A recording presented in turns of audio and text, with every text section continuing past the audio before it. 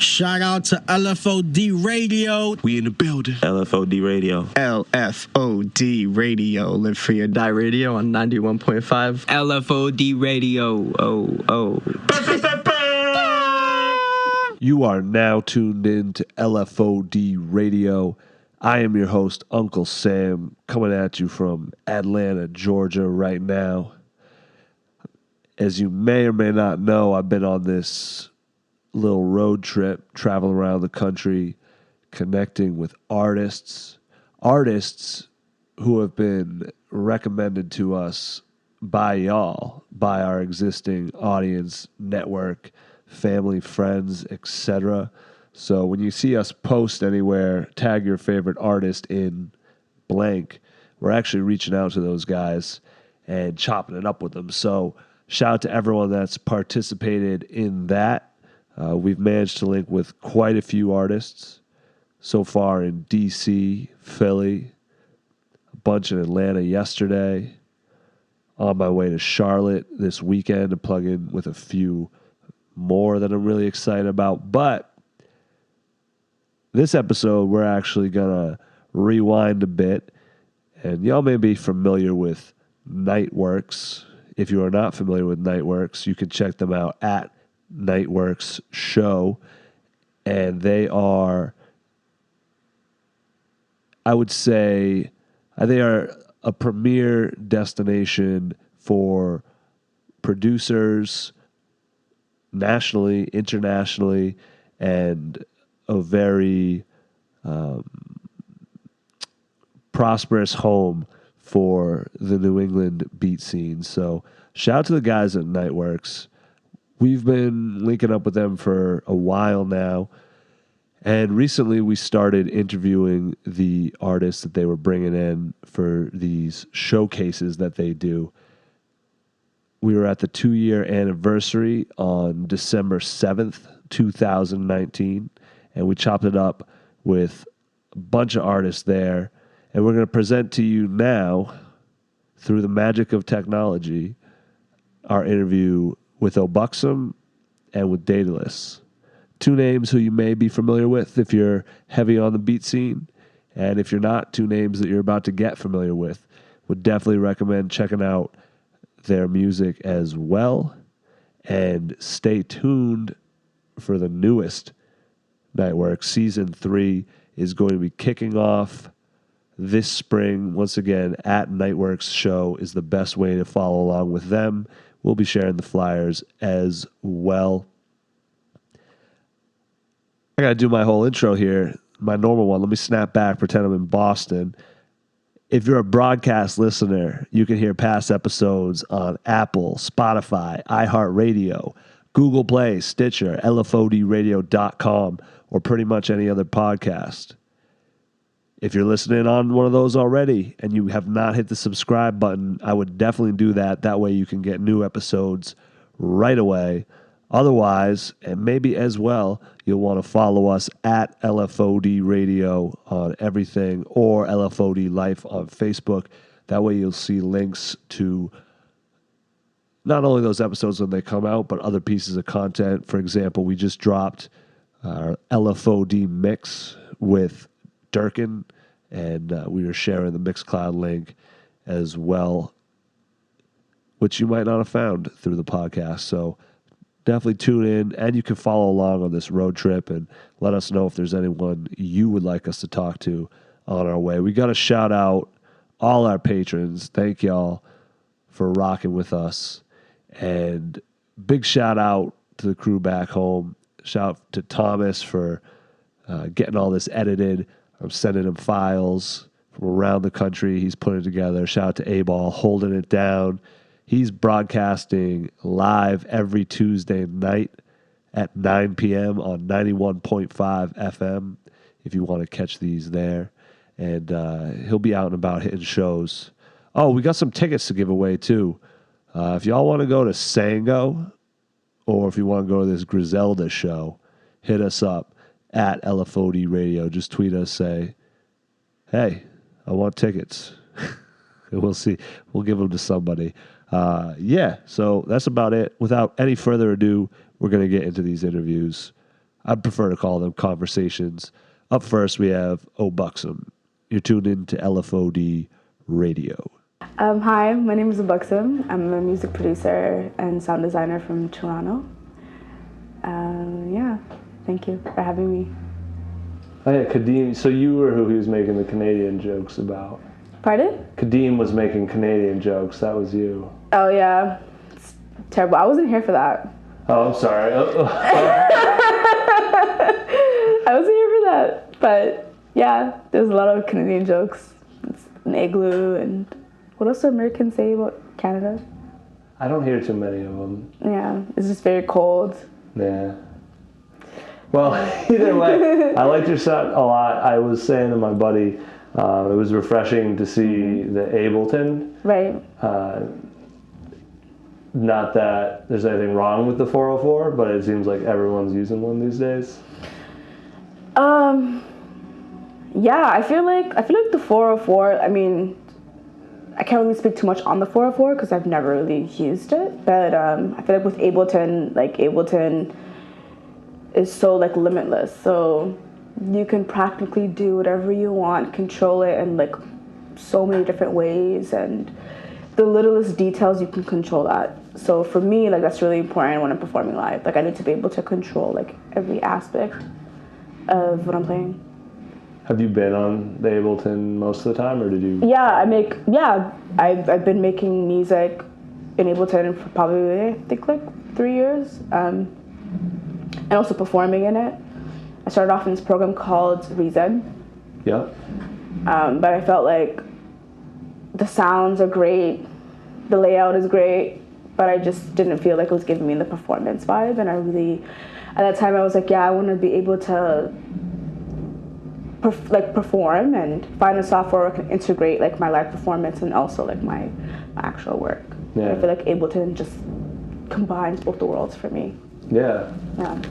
How did you're on the Dome of Doom roster, right? No. Alright, forget I'm that not, question. but I thought, for some reason I thought you were. No, but I also have a lot of like, I feel like Dome of Doom is like really dope. I know some of the folks that are like, that's on that label, like Space Gang, like he's amazing. Also like Wally Cable, I just met him today, he's also really cool. I just feel like we're kind of all a family. Yeah. You know? Like, that's what I love about like making beats and just being in the communities, because kind of like it's a very like homey vibe, so I feel like we're all one. Yeah. So. Do you travel to a lot of different beat scenes? I try to. I try to support, other than just performing. Yeah, because I think it's like, at least for me, like it's in terms of like where I get my inspiration from is like seeing like up and coming artists and supporting that. And yeah, like I founded this organization called Off the Scene, and we used to put on beat shows in New York. Mm-hmm.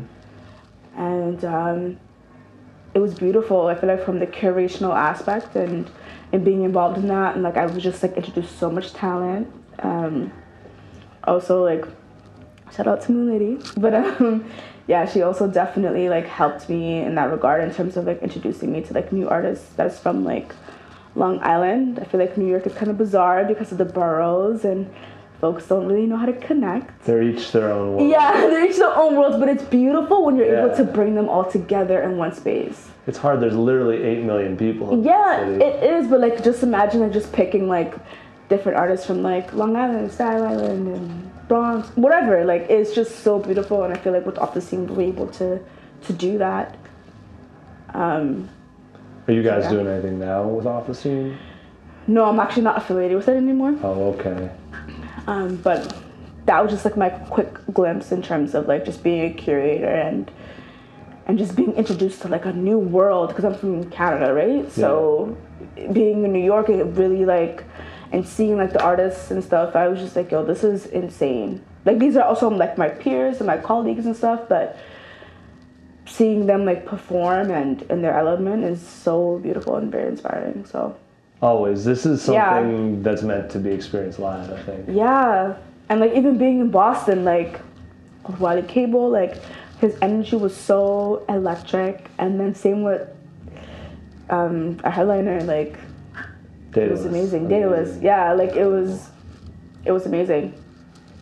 And I feel like, you know, like as a performer, I'm all about energy, and I think this is the first time I ever played on a bill where I was able to perform with people that just have high energy. You know what I'm saying? Like, your music can be dope, like it can be good, but when performing live, like you have to have a particular energy, I feel, in order to feed into your crowd and like really connect on that energetical level. And I feel like today was my first time like being on a bill where like the energy was just insane.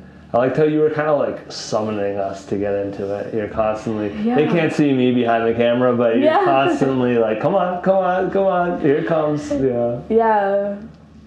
Yeah, and even tonight, like my set was like very intentional. I want to start off like really slow and kind of warm up the crowd to like just like my story. Because when I perform live, like my sets right now is like based on telling a story. So I like refer to a lot of like vocals and interviews and things that are really important to me.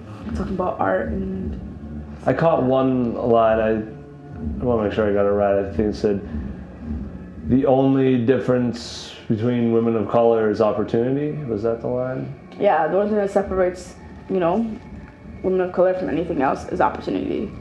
And I remember like listening to that speech by Viola Davis, and I was like, wow. You know what I mean? I'm not even to theater or anything, but that hit me, you know?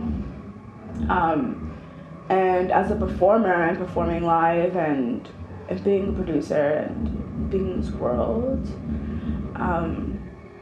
it just resonated with me, you know? Because like being in Boston is like a blessing for me, and I'm so grateful that I was able to come out here, and shout out to Roseanne. But yeah, like it's literally just that. It's literally just somebody in the crowd being like, hey, I like your stuff. I want to support it. Yeah. That's literally it. You know what I mean? And, you know, I feel like women and women of color don't necessarily have that access. Yeah. You know? Especially when we think about production and music production, it's a very girly world. It's very male dominated. It's also incredibly white. Yeah. So it's like, it sucks. It is what it is. It sucks, but I'm just like, yo, I mean, my experience has been dope, amazing.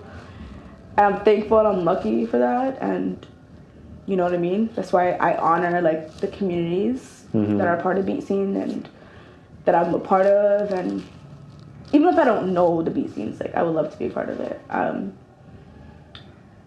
But yeah, like I feel like, yeah, for me, and especially I feel like for me to have access is kind of like, it's hard, and I put that in my work, you know, my album and stuff, and I try to talk about those things.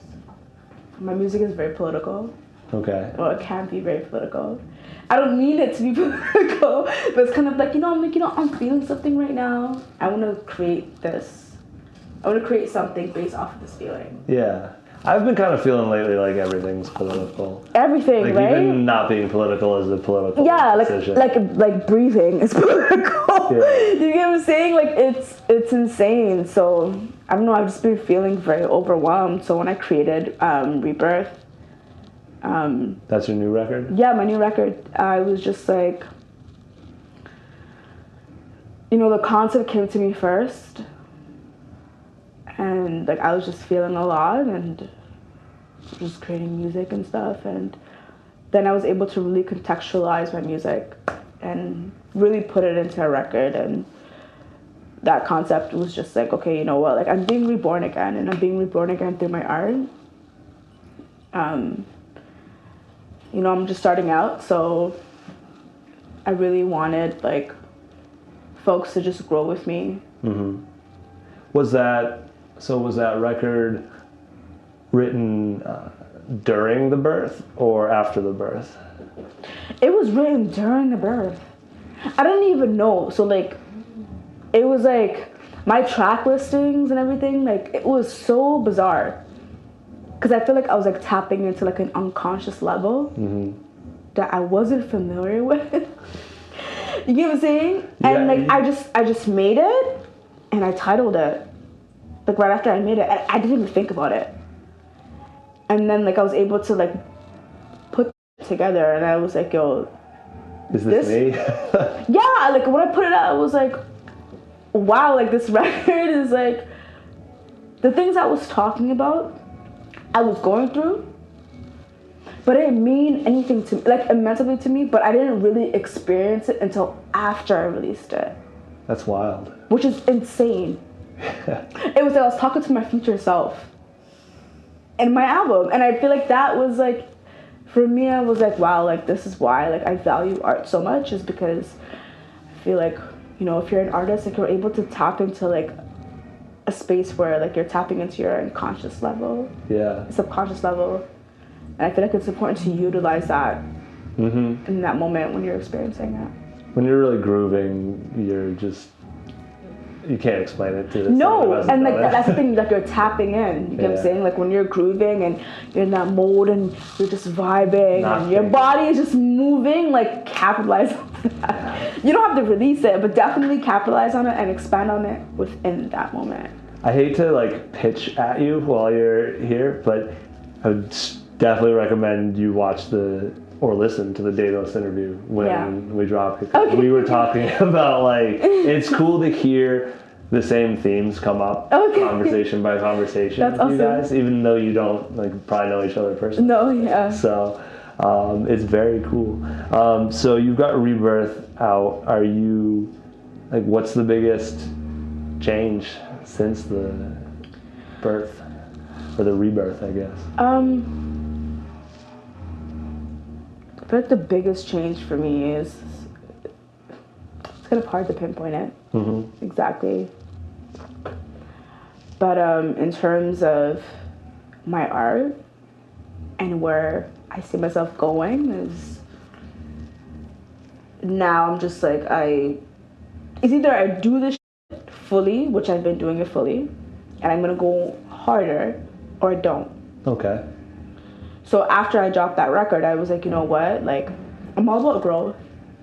You know, like, I'm out here, like, just doing what I have to do and tell my story. But now it's just like, how could I be the best storyteller to myself? You know, like, that's really important to me. And, like, I want to be the best. So I feel like that takes a lot of time, and the best looks very different, but you know, like I want to be able that every single time when I perform live, people feel it. You may not have to like it, as long as you feel it, and you can go home and be like, you know, I felt something. It was cool, I didn't like it, or it was in between. You know what I mean? Like for me, like that's what I'm striving to do. I'm striving to perform in larger crowds where folks can take my music and take that home and just have a feeling. So we're really catching you like on the upswing here. Yeah. Like this is like, you know, that's very cool. And yeah. I'll tell you what, everyone up there was feeling it. Yeah. For sure. And I love that. Like that meant a lot to me. Like I tried like not to, because I'm like I think after my set, the host was like speaking to me and just like giving me like a lot of like love and words of encouragement, and like my eyes just started like welling of tears, and I was like, Mahubo, stop. Like, I tell myself like, please don't cry in front of all these people, like don't do that. But it's because like I feel it, you know what I mean? Like I feel it. Like sometimes when I'm performing, like I catch myself like just the welling and just the tears, because it's like I'm not even thinking about like the people. It's just like the music. Mm-hmm. It's like my music like hits me, you know, and I feel like on like deeper levels, like every single time I hear it. That's awesome. Yeah. I don't sound like narcissistic, but yeah, like it's just, you know what I mean? Like I was just like, yo, like I did it. What does this mean? Right. You know what I mean? So I'm like questioning like my like even after I finish it, I'm questioning. I'm like, wait, why did I do this? Or, I'm not even critiquing it, but it's just the inspiration is why I keep digging. Just trying to understand yourself more. Yeah, and I feel like through my art, like I learn myself. It's like I grow with my art. As you should. Yeah. Or you could. I don't want to put pressure, but yeah. That's awesome. That's really great. Like I feel like I'm excited to go listen to it because I'm not gonna lie, I didn't hear you until. Oh no, it's all good. I love it. It's all good. Actually, like that's my favorite part is like when folks are not familiar with my stuff. It's okay, cool. Like that's more of like an unbiased. Right. You know what I mean? Like. And I trust Nightworks to bring in good people, so yeah. Like, all right, this will be good. I'm excited. Let me find out. Yeah, exactly, and that's also awesome. And now I'm gonna go back and listen to Rebirth. Thanks. Are you already working on more music, or are you just like studying? Yeah, I mean, I'm studying. I'm actually I'm trying to like come up with a next concept for my second full-length album. Rebirth is my first full-length album. Congrats on that. Thank you. But my second full-length album is gonna be like, I don't know the themes that I want to capture and whatnot. It's just a matter of like being able to create the work in the way that I feel like will best represent my message or the messages. You gotta tap back in. Yeah. You gotta find it. Yeah. Find the portal. Utilize that. So. That's what's up. I wanted to ask real quick before we got into that. We were talking a bit about Toronto and stuff and seeing like what's the beat scene like up there?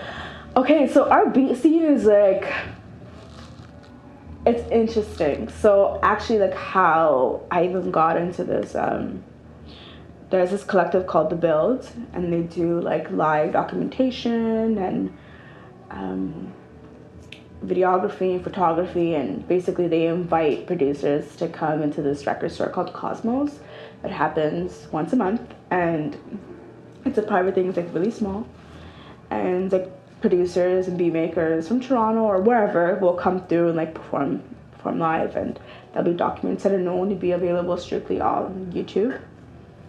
So I feel like my first opportunity to perform live was through The Build, and then there's another organization called Subtle Blend, and they do like more performance stuff. So it's kind of like Nightworks in the sense where like they will book like a bar or a venue. It's either done as video or Handlebar in Toronto. And they like invite like producers to like perform like once a month. And it's amazing. Like that's how I got into performance. I got into it through Toronto and through The Build and Subtle Blend. Like if it wasn't for them, like I don't know if I would be like, I mean, I'm not gonna say that. Huge shout out to them though. Shout out to those them. spaces are so important. Yeah, like they definitely like were just like, okay, like, like they just supported me like in incredible, amazing ways until this day. So like in terms of like the Toronto beat scene, like that's the foundation. It's The Build and Subtle Blend. It's really small. It's growing, which is beautiful to see. Subtle Blend was like, they've been doing stuff since like 2014. I think The Build's a little bit more newer. I think it started in 2016. But it's growing. I mean, I would love it to be on the level as Nightworks. Like, that would be amazing. It's all a process. Yeah, our scene has been, it feels like it's been bubbling for so long. Yeah. And it's like starting to get there, Yeah, but it's also like, I feel like, just other than being an artist, like being a curator and being invited to these spaces is like so beautiful, and I'm just like, wow. Like I just love the crowd. Other than the organizers and stuff and the folks that are involved, the crowd is just amazing energy. Tonight was cool too because I met a bunch of people who were just here like randomly. Yeah. They weren't tied to the scene prior to that, and which is so, very cool to see. Yeah, and they're also like really, really cool. It's like they're just open to just receive. Yeah. And I think that's beautiful. You know what I mean? And I feel like that's so like incredibly important. Open to receive. Yeah. It seems like a good note to end it on. Is there anything you wanted to tell us that you didn't? I guess like if you're an artist, like just keep doing your art in the ways that are most comfortable for you and be patient with your process. I think that's how I want to end it. All right. Thank you so much. Yeah. So shout out to Obuxum. It was real great talking to her. We had a nice chat, on either end of that interview as well. And the set was live. The energy was real. Really appreciated her coming down and sharing her energy with us. I would recommend you tune in with what she's doing. It's Obuxum. That is how you find her. You can hit her at obuxum-urbnet.bandcamp.com or at Obuxum on social media. Shout out to Obuxum. And without further ado, we're going to get into this Daedelus convo, which this was a fun one. I really enjoyed talking to this guy. He's a very, very unique and profound individual.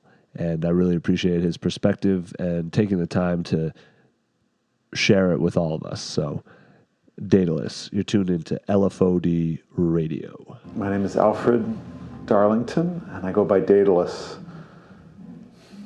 Nice. Mostly. Sometimes. More so than Alfred these days? Yeah, it's funny. I'm Professor Daedalus now, officially at school, and that was an odd switch for me. Berkeley, as an institution, isn't really like a publishing, and it's as an academic institution, it's more about like skill-based work. But if I ever did want to publish and have it be counted towards the work I'd previously done, I had to pick a name that was published under. And so since I put out records as Daedalus, they recommended that I keep Daedalus as my name.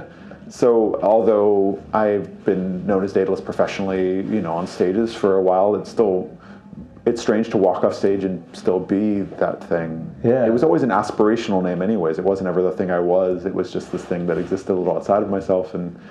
But I guess as you get older, you become the thing you want to be or something. So slightly. Yeah. It's like your step.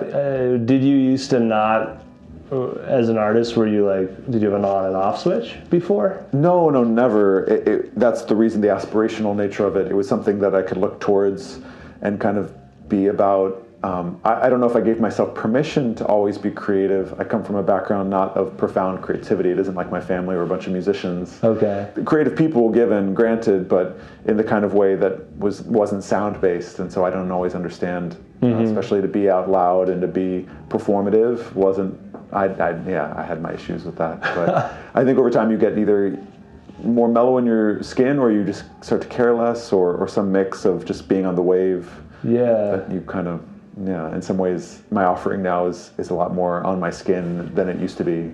Yeah. So that way, maybe the on and off switch is slightly present, but in a way that's like mellowed. So now that the switch is broken and it's just always in its state that it's in. It's got to be refreshing.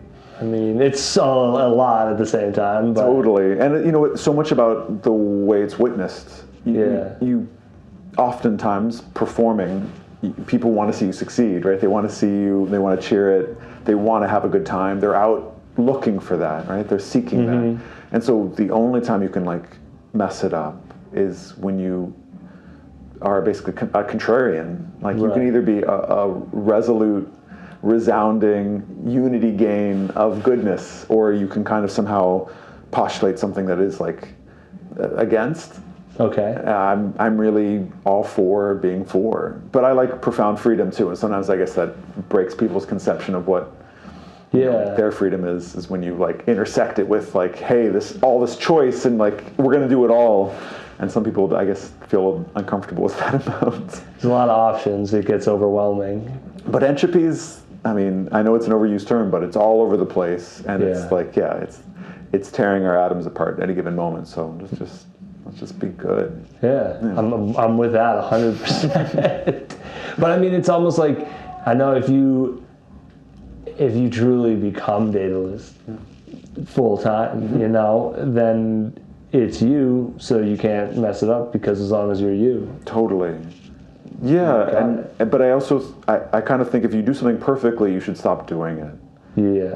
If you have some striving, and I think that's what people generally and I keep on making these declarative sentences about people, but in my experience, witnessing it for some time now, for the past 20 years, striving is more what they like to see on a stage. They like to see when people reach for something and through ability or luck, they get there. And oftentimes where they get to isn't necessarily what the original intention was. It's profound. That's the best nights, is when you all up and fly through the club together in a way that you never thought was possible. And I've experienced that enough to want that desperately every night, every time I play. I want it to be something absolutely impossible, and seemingly, but also within reach. Versus feeling like I'm playing. Oh, he knows exactly what to do, what time here. Yeah. How do you feel about? So I would guess that you probably feel that you could never really master a craft then.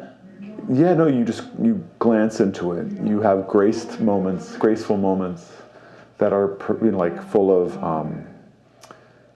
Outside of oneself. And I never really think you can really get outside of yourself. I never think you can get out of your reality, out of your perception.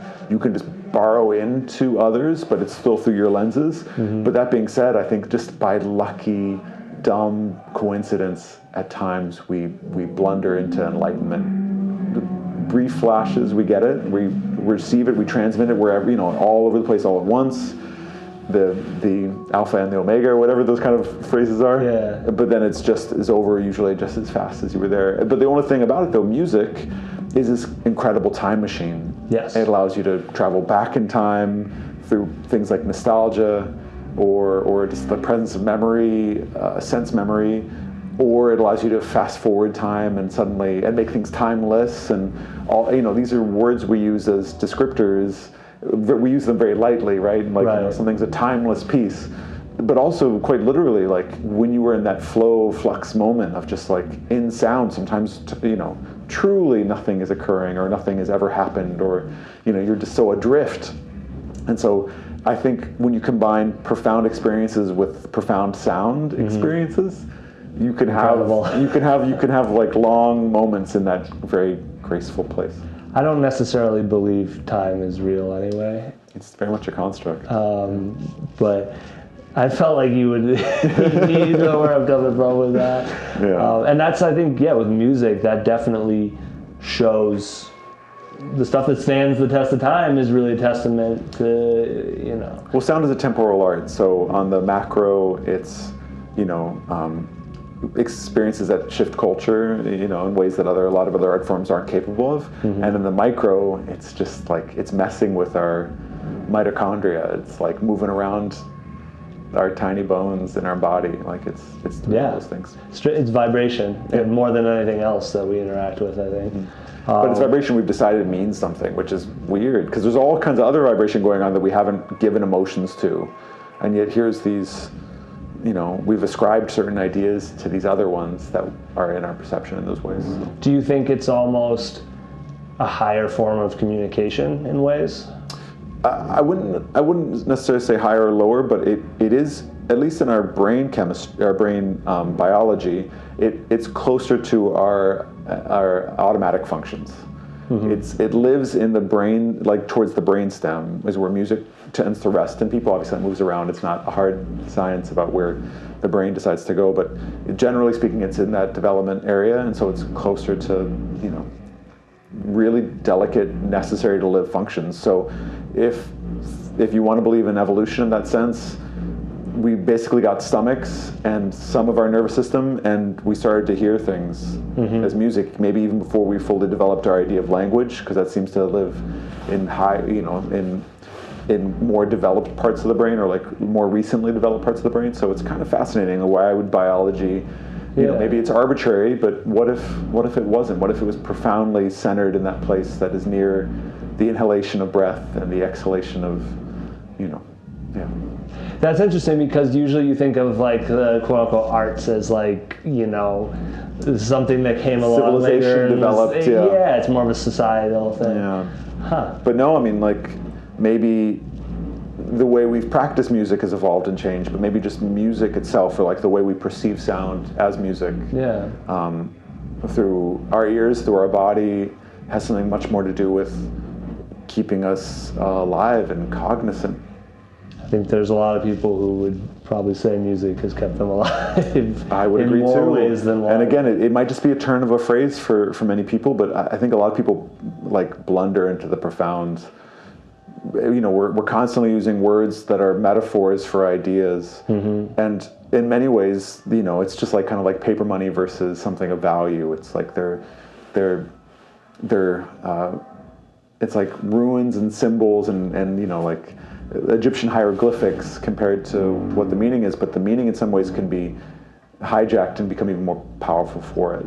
Yeah. So yeah, we're constantly betraying our like profundity. I feel like when we're just giving these like funny little emoji-ish conversations, it speaks to many little basic important things. There's an art to emojis. I mean, they're modern. No, totally, hieroglyphics. totally, I love completely. it. Like, Yeah. if an artist doesn't have a good emoji game, I wonder, you know, what do they do? Well, pictographic systems in general, you know, it's a very nuanced way of communicating, or Yeah. potentially. And it's funny, slight sidebar that I've observed. Emojis were so much of communication is visual as well as audio, and tone of voice, and that's why, you know, written text. That's why there's so many miscommunications in text and emails and everything, because you put your own biases into it as you read it.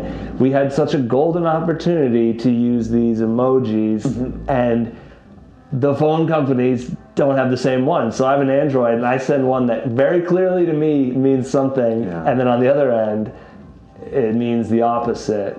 Well, and it was such an opportunity, I think, to like really get us on the Unix was same supposed page. to be that unifier, but then, you know, we find ways of kind of doing. We make it difficult. We make it difficult, absolutely, and even just difficult to not just to understand each other or not just to communicate, but even these phone devices are so imperfect, and we settle on these like rectangles that are off our faces, and somehow are extensions of our nervous system, but they just do such an imperfect job. I'm not looking forward to the singularity as such. Like it'll be what it'll be when it arrives, but I am looking forward to just more useful control systems that really can express, you know. Yeah. The whole entirety of existence is going on, you know, much faster than we can deal with in these ways, and it won't ever get slower at this point. I mean, maybe we'll go off grid for periods of time, but it'll just ramp back up.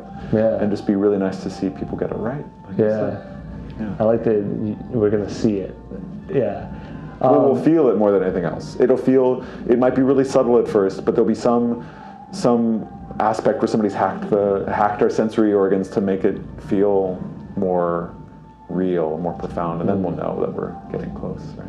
I'm excited, man. Yeah. So you are, I mean, you're obviously, or maybe not obviously, I don't want to put pressure on you there, but you're like renowned musician, some might say a legend, in many ways, but you're clearly thinking about so many other things than music, which is, like, how do you take all these other ideas that you're studying and put that into your music? Well, I will say, beats, you know? but I will say that it's all music. Okay. Like I don't feel I'm definitely exploring thoughts and ideas. I don't think I have anything original to offer. I just have my perception, and it's really fun to compare notes with other people and like kind of see where the deformation of my sensory apparatus yields these kind of twists and turns that are mine, and other people might take their deformity of their sensory organs and lead it somewhere else. But at the end of the day, it's all music to me. It's all a vibrational.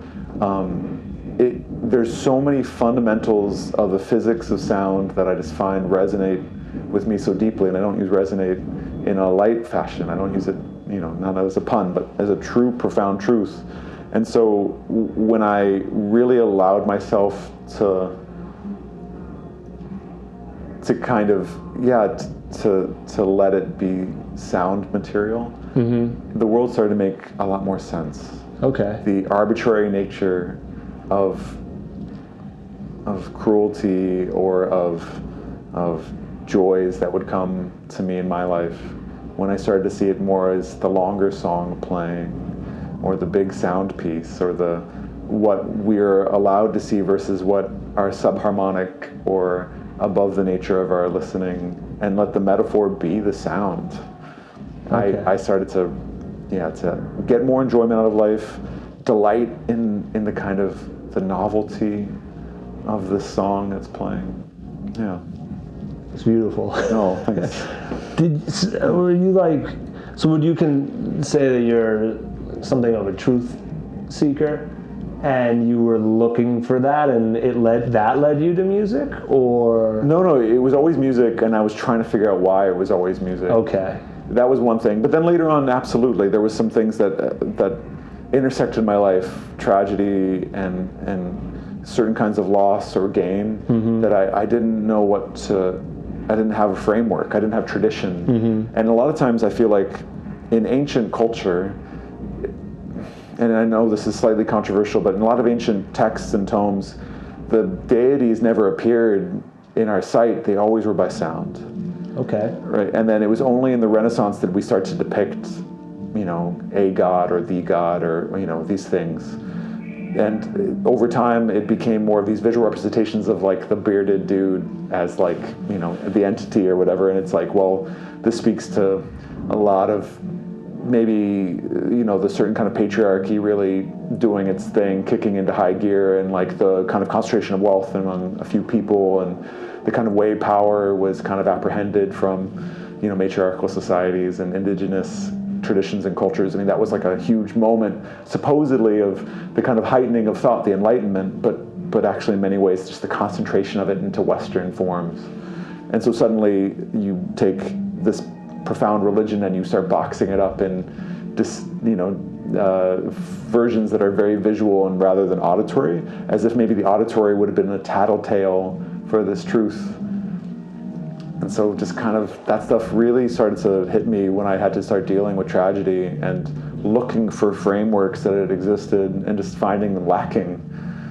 The religion I grew up in didn't do it, and I didn't really grow up in religion, but I had aspects of that in my life, and other people I've known have traditions where they can they can bury the hatchet quite literally or figuratively and get rid themselves of whatever thing is vexing them. And for me, it's always been sound. I do it on a stage, I'll do it in community. I hear a song and it undoes all of the terrible weights that have been burdening me or buoying me. That's incredible. It's funny because music obviously led me into this room with you, so like I'm on the same path in a few ways, but I never really compared it as much to the other senses, to the level that you have, where the visual leaves a lot that can be messed with, can be toyed with, altered. There's a lot more room for deception, I think, and that's interesting to. Well, we're all synesthetic. Like we're all, to a degree, our brain is taking our input and deciding what sense it wants to rest it in.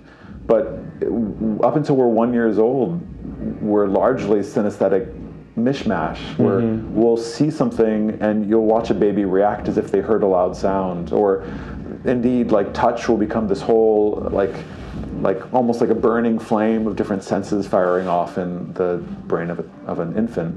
And I think as we retain some of these things, and sometimes we've put up very strong walls between senses, but in many ways, like all of these different ways the perception comes in is just kinds of different frequencies that we're aligned to in these organs. And it's just interesting to think of, we oftentimes think of like taste or smell as being this like real memory-based idea, but in many ways that is just to say that communication is maybe freed from some of the kind of ways that it doesn't estride from the other kind of the way it can dig into different senses. Like sight, which is so incredibly rigid generally in how many, if we're going to talk ableist sighted people, receive it. Right. Okay, so before we keep going. Yeah, okay. No, because I'm loving this. There are people who are probably listening or watching, as it may be, and they're thinking, all right, he's saying interesting stuff here. I don't fully have the knowledge base to jump into all this. To get to where you've obviously been studying this for a while and thinking and exploring, like, would you recommend a good place for people to start searching for some of this knowledge that you've spoken about? I mean, I always like this idea of intuition. So intuitively, people have probably had profound experiences with a song. I would really just challenge people to listen to that music that moves them, that really unmoors them, and figure out why for themselves. It doesn't have to be a bunch of science. It doesn't have to be a bunch of religion. It just look deeply into what makes that thing push air, move you, challenge your notions, make you weep, make you blush, make you smile. And I think in that questioning, you'll come to a lot of these same conclusions. Okay. There's so much profundity in just a small moment that exists in the chorus of a song, or the build-up, the breakdown. It's like it really is hacking us. And a lot of religion is based on similar auditory or visual cueing. A lot of science is based on kind of measuring and perceiving the kind of way the world is just coming to us. And so just having that metaphor of the song that you know already works for you, and just taking a longer listen to why that might be. And I think some of the stuff will rise to the surface. All right. Yeah. I have to ask you one question about your music, at least. This is, so I asked my buddy Loman out there from Union Sound. So I know that you were sampled on the Mad Villain record. He was wondering, did you ever work with Doom in any other capacity? Yeah. So I was lucky enough, because of the accordion song, I did some touring. When they first toured Mad Villain, I played accordion on stage on a few shows. And that same tour was with J-Lib, so I got the chance to kind of tour with J Dilla a little bit, and Madlib, and J-Rock indeed. And yeah, I was young, and so I didn't really do the most out of the experience. I felt a little isolated, and definitely, I played one song on this stage, and so, but I got a chance to hang out with everybody, and got a chance to talk to Doom and his manager, and so we were able, through a series of it was hijinks, but we got a chance to work together on a song. So we did the song Impending Doom on my record Exquisite Corpse, and that was remixed by Rusty, and it was 2005, so a lifetime ago, musically speaking. But that song still shows up sometimes on people's playlists or in my own life. And it's really fun too, because on that song, there's a whole story to the background of it, but even in the recording session, he's like, "Is it okay if I make you a villain?" And I'm like, this coming from the villain himself is everything. So he talks a little bad about me in the song in this funny way. But yeah, I'd recommend, if you come around and check it out, I spell the man's name all in caps, I'll tell you that. As you should. Impending Doom, yeah. So we did that together, and then over the years, I've just kept up. Every once in a while I'll get word, and partially because that song Accordion shows up in his life a lot. I think it's one of those songs that just still has legs, and I'll tell you, as the song has kind of had a tradition and gone on to be sampled by so many people, I feel like it's kept me working with Doom even in ways that he doesn't know. Okay. Because he's, obviously off in his own madcap plan, but all kind, like Drake did a verse over, or like a version early in his career, and Trey Songz and Tory Lane, and all these different people have been impacted in such a way. Like Weird Al Yankovic did a version of it. He's a guy that's had a ranging influence. That Doom? He still kind of goes unmentioned, except for in the underground circles, but everybody has interacted with Doom in some way. Persistence of vision, and I know that's maybe the wrong term after talking a lot about sound, but just the term persistence of vision. He's such a good example of that, and I know he is insanely talented, but talent isn't really, it's an invention, right? I think of him as talented. Other people would say the references are too strong, and that his verses are too slow or loping or something. And obviously we all can agree to disagree at times, but it is that thing of he's been around since the early 90s in a way that's always been speaking to not just the past but a future, and reframing his own experiences in a way that other people can access. And what is more profound than that at times? Yeah. And so I think people who actually come across that work will always appreciate his very unique perspective. Yeah. And if we all could just do even half of that, right, we would have long careers that would be regaled. That's the key, is to have your own voice or your own sound, and really do that. That's really all there is to it at a certain level. There's nothing else, and and even just to kind of, it's obviously like a trick of the mind to even think that we can be unique or different, but finding that little thing that is decidedly you, just turning that up slightly in the mix and letting that shine, not being ashamed to offer it. That's it. So I know you have new music out too. Yeah, I just did a the Bitterinders, just dropped on vinyl, right? Yeah, the vinyl finally came out. So the End of Empire series is on Brainfeeder, and it's just, I did a series of records about old-timey wars that were really sad. It's a sad group of records. Not because I felt sad necessarily, but because the situations of now were things I can't address. Yeah. And I couldn't put into song, but I could talk about then to talk about now. Okay. So there's a little bit of this translation that happened. So I did one about the Boxer Rebellion called Righteous Fists of Harmony, and a record about the Crimean War that was well back in the day, and that was called the Light Brigade. And more recently, the Second Boer War is a record I entitled The Bitterinders. And if people want to go back into their Wikipedia and like learn the history of these things, I mean, it's all there, it's all interesting, and I certainly did, but for me it was much more about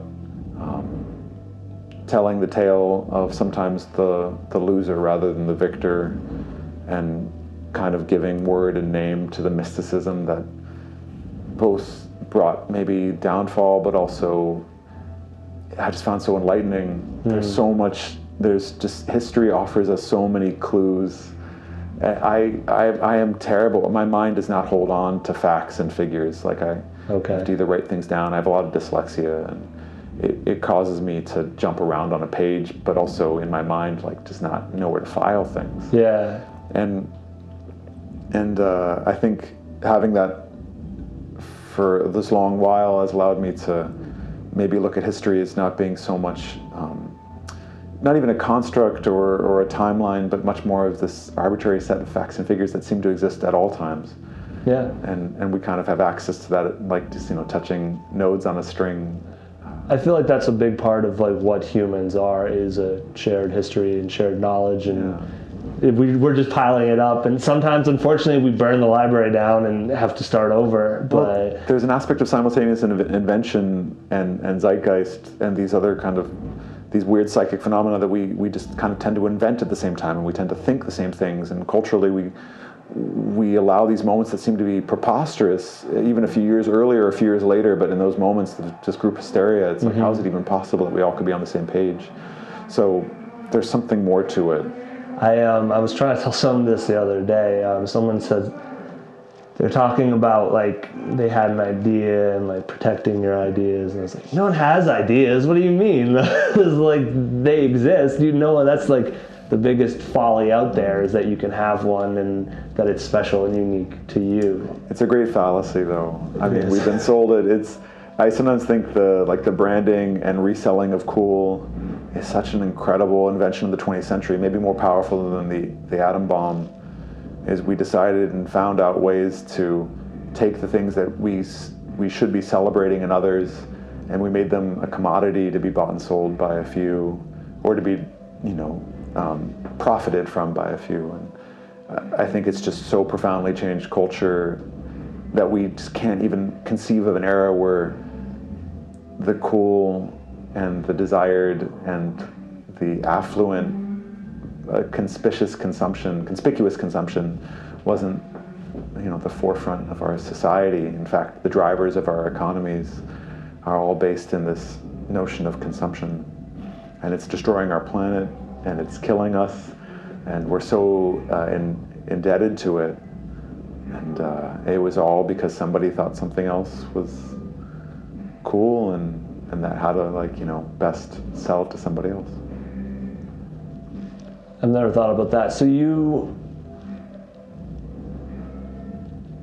agree that cool is a thing. Things can be cool, but there was a time where that wasn't also sold. It wasn't weaponized. It wasn't weaponized.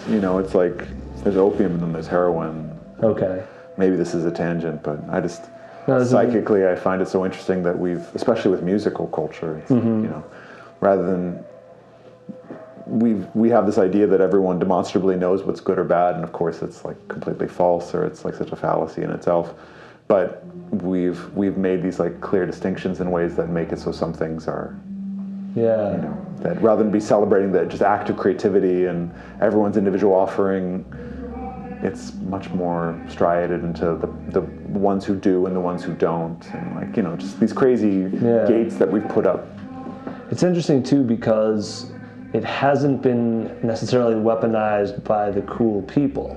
It's other people. I think when you talk to people who have ideas, or you talk about genius, or all the things, it's like you talk about the kind of people who usually invent things. Literally, it's not them who profit off of it. It's the Steve Jobs of the world who render it cool. That's where the money is, right? Yeah. Yeah. But that being said, doesn't have to get us down. We just have to reframe ourselves. No, we don't. It's a fitting end. I think it puts a nice bow on it all. Okay, perfect. Thank you so much for the time and the conversation. And it was, everyone go check out your music. Oh, well. Daedalus is Daedelus. Exactly. All right. Yeah, good, got it. Yeah, so, I spelled it a little bit differently. Unknowingly, I spelled it differently than the Greek mythological figure who was the greatest inventor of that ancient age. Mm-hmm. And I got some new music out, but equally there'll be more someday soon. It's just always looking forward to whatever's next, and hopefully it won't be perfect, it won't be great, it'll just be what it is. Yeah. And that means that maybe I can do more of it for you in the future. That's awesome. Thank you very much. I'm looking forward to your set tonight. Thank you. All right. Yes. So that was Daedalus, the one and only. If you want to link up with him, he spells his name a little bit differently than the Greek legend. It's Daedelus. And you can find him at Daedalus on social media. Get his records at daedelusmusic.bandcamp.com. We'd love to hear from you. So once again, check in. We're out here on the road, but I still want to stay in touch back home. I want to hear what's going on. I miss y'all already. You can keep up, keep in touch, all that at LFOD Radio or LFOD Life on Facebook. Whatever's good for you. We'll be back next week with some more for y'all. C. Wells joins us. He's a Lynn, Massachusetts representative, and we had a great convo with him as well, so excited to share that with y'all. If you subscribe, you'll get it right away. We're on most podcast apps, but if you can't find us on yours, let us know. We'll get it added. YouTube too, if you haven't checked that out, I would. It's got video from today's interviews. It's got our extra bars, some live event footage, LFOD mixes, etc., etc. Once again, huge shout out to our patrons and artists and managers. You can send clean records to submissions@lfodradio.com if you would like to get some FM airplay for your artists, your music, your work, whatever. Hit us up, submissions@lfodradio.com. Live free or die.